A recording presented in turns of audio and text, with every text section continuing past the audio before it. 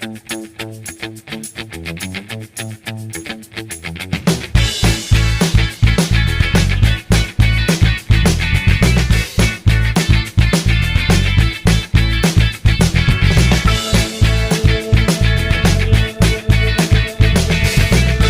people, what's up? I am Garima। तब कैसे हैं आप लोग?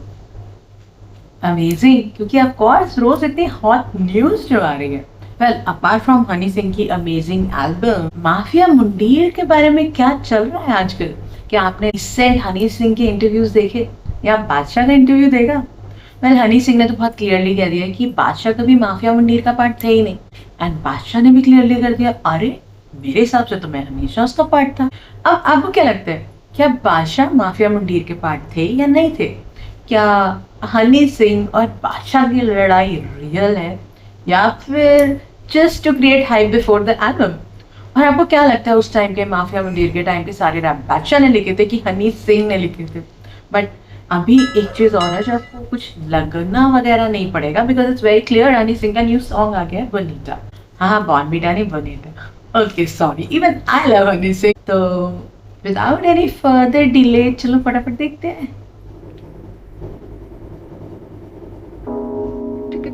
थोड़ी डार्क सी फील लग रही है, थोड़ी हैपनिंग सी, फायर एंड वाला।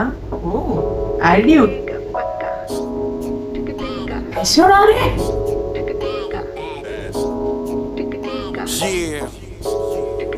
स्मिथ बत्ती पोरा के तेरी है बोनीता, शॉरी यू डोंट नो मेरे दिल पे क्या बीता, करूँ रेमिनेंस ऑल द टाइम तेरे बारे, सबसे करीब मेरी तू ही है अमीगा, ऑन स्पॉट मर्डर्स करती ना वेट या बंदी ऑन अ किल स्ट्रीक, कोई भी ना सेफ या, जब भी वो घर की है करती सफाई, निकलता आशिकों का मन पर तू देख या, पूरों की जमीन पे तलाश नहीं होती, ना करता दीदार जो वो खास नहीं होती, हर एक मूव खास बंदी एक्सक्लूसिव, लाइक अ ब्लंडर में वो पास नहीं होती, तू करती डिजर्व ऑन लूप ये वफाएं, मैं हंस के कबूल करूं तेरी ये सजाएं, आजा बरसा दे तेरे हुस्न की बारिश, काली काली जुल्फों की मेरे पे घटाएं।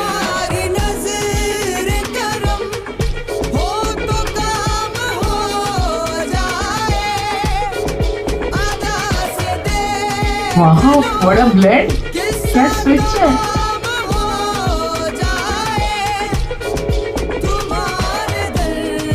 साइड बहुत टाइम बाद देखा मैंने।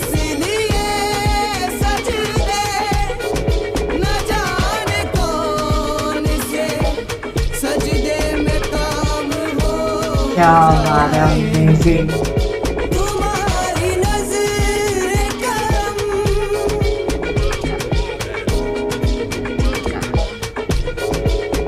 हुस्न वालों को ना दिल दो ये दगा देते हैं, पहले दिल लेते हैं फिर जान भी ले लेते हैं, अपने मतलब की हर एक बात पकड़ लेते हैं, उंगली मिल जाए तो ये हाथ पकड़ लेते हैं, वादा करते हैं मगर साफ मुकर जाते हैं, सामने आए तो कतरा के गुजर जाते हैं, दोस्ती इनकी ना अच्छी ना मोहब्बत अच्छी, इन हसीनों से तो है दूर की चाहत अच्छी, जिसको ये जुल्फ की जंजीर से आजाद करे, दीन तो दीन है दुनिया में भी बर्बाद करे,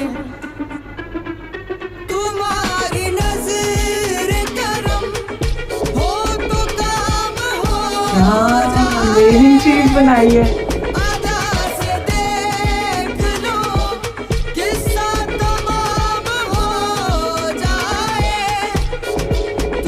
पीछे बीट्स फील करो और आगे जो गा रही हो फील करो, इतना डिफरेंट है बट स्टिल ब्लेंडेड है।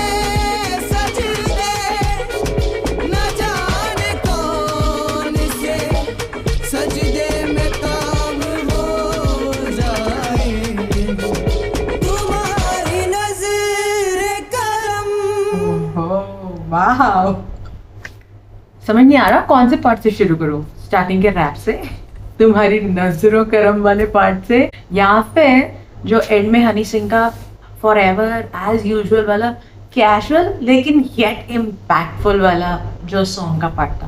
मतलब नहीं, काफ़ी चीज़ें ऐसे थे जैसे नॉर्मल डे टू डे की बातें कर रहे हो और वही गा दी। एंड पता है वो अपने खुद की इंटरव्यू में भी यही कह रहे थे कि मैं क्या गाने लिखता था और लोग उस पर डांस भी करते थे, मैंने लिख दिया 4 बॉटल बोट को, लोग अभी तक डांस कर रहे हैं। I think the best part is this composition. उनका म्यूजिक इतना कैची होता है, सुन के लगता है कि ये क्या सॉन्ग है, but still new enjoy. Rap मुझे बहुत ही इंटरेस्टिंग सा लगता है ना, आई गेस क्योंकि इतना रिलेटेबल हो, कहने में आपको ठीक है लगता है क्या लिख दिया, बट वो कनेक्ट करता है end of course he rules the heart. लोगों को वो इतने पसंद है कि वो जो भी बनाए वो उनको सपोर्ट करते हैं, उनको लाइक करते हैं। एंड जो उनका कमबैक था, the magic in his life, सब कुछ गवा के वापस पाना, अमेजिंग। आई गेस वो सिर्फ एटीट्यूड होता है। ऐसा बहुत बार होता है कि चीज़ें हमें मिलती हैं और फिर हमसे ले जाती है, लेकिन उस चीज़ को उस लेवल उस लेवल से भी बेटर वापस पाना हमेशा आपके हाथ में होता है। हाँ, थोड़े से फियर्स, थोड़ी सी हिचक, वो सब छोड़नी पड़ती है और पहले से ज़्यादा एफर्ट, पहले से ज़्यादा रिजेक्शन भी शायद फेस करनी पड़ती है।